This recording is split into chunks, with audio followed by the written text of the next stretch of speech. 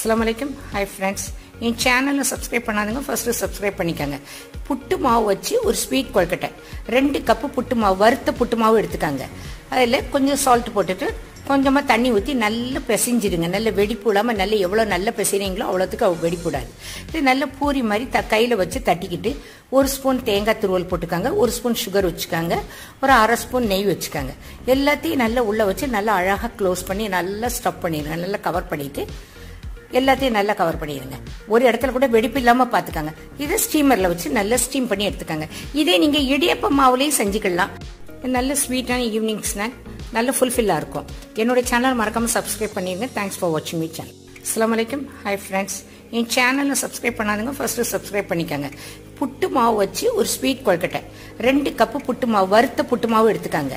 அதில் கொஞ்சம் சால்ட் போட்டுட்டு கொஞ்சமா தண்ணி ஊற்றி நல்லா பிசைஞ்சிடுங்க. நல்ல வெடிப்பு இல்லாம நல்ல எவ்வளவு நல்ல